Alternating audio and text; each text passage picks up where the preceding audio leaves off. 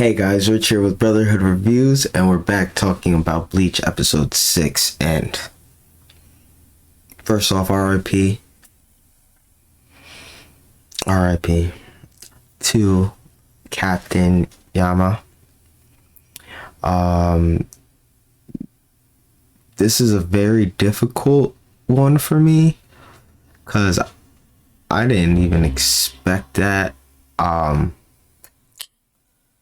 I didn't know that was the person that can make copies. And the fact that he smoked Kenpachi, I think that we all need to sit back and actually think about that real quick. Is not even the real head guy defeated Kenpachi. It was the guy that could copy people. But alright, let's pull it back real quick.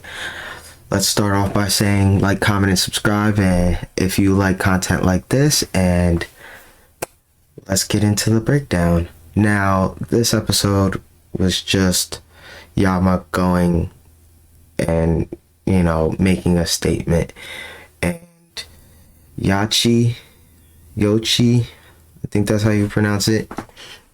King Yoichi, he pretty much coerced him into fighting one of his subordinates that could copy his powers and everything.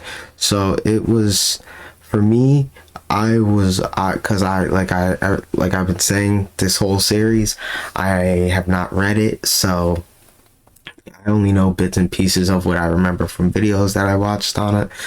But he had his subordinate take his place in the initial fight, and didn't allow him to take his, because I was wondering too, the whole fight, like, he's in his Bankai, why didn't he try and take it? So I guess he knew he couldn't if he was like full power. That's probably what the issue was. So he allowed his subordinate to die in order to take his Bankai and kill him. Now, Yama's Bankai, north, south, east, and west, he controlled, like, I remember a video saying that he literally controls the dead, but I didn't know he literally controlled the dead. My man's literally controlled the dead.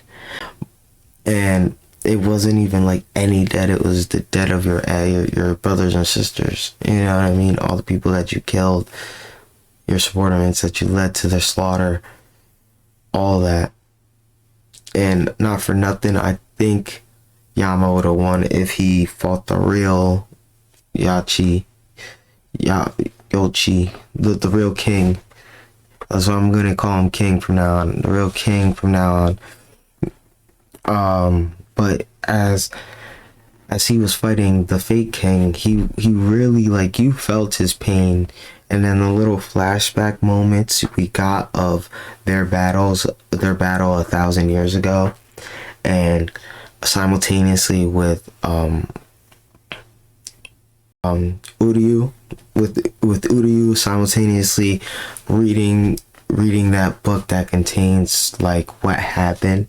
So we get two sides of the story. We get like an ancient Quincy book and like a distant memory mashed into one, like trying to fill in a whole 1,000 year ago history all in one. And it also comes into play with 200 years ago when the Soul Reapers came back and eradicated the rest of the Quincy race, leaving only Uryu and his grandfather, and I guess father or brother or whoever else that dude is that walks around with Quincy powers and says he's not a Quincy. But whatever. I'm not the one. I'm not the one to judge. But that whole backstory, and it just made the story feel full. If you guys understand what I'm saying, it just completed it. At least why they're fighting each other. Now, in the end, we find out that the king was in the jail talking to Aizen, and he was trying to get Aizen to come to his side. And I respect Aizen for what he did. Aizen pretty much said, like, yeah, I'm not choosing your side. Even if I did want the Soul Society demolished, I'm not becoming your lackey to do it. And said he wasn't gonna become his lackey, and which I respect Aizen. He's way too powerful for him to be anybody's lackey.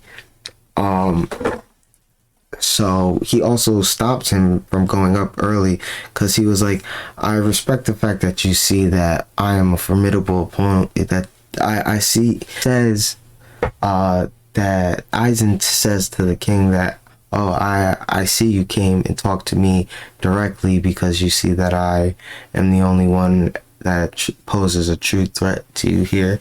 But with me bound up, like, you know, he's no threat at all at this point, because of the simple fact that the they bonded him to this, like, plankton and all that. Like, it's too much. He can't break out of it. But he knew that, you know, if he let him go and worked on his side, then everything would be fine. But he knew if he let him go, he wasn't gonna work for him, you know, after what he said. So he just was like, all right, you know, rot down here then, I don't care. And he ended up going up there and cutting down Yama, and that's it. You know, Yama's dead, and it was just, I don't know, I just didn't sit right with me, man, when I found out, because it was like, he was like,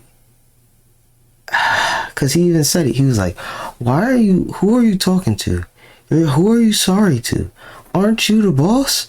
And then he was like, and then he changed back, and I was like, oh, my man got. But man, but that was a great strategy. I ain't even gonna lie, I would have never thought of that. I would have never thought he did that. You know what I mean? I would have been just like Yama and went all out thinking that was him, blinded by rage, because he should have known. I knew there was something up when he actually cut him with the first swipe.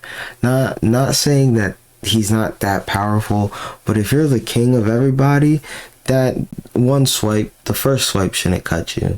So that's why I thought something was up. But then the fight went on for so long, I was like, oh nah, this is the real deal. So yeah, but that's my thoughts. That's the breakdown and my thoughts on the breakdown. But I just, oh yeah, and I want to just point out one more thing.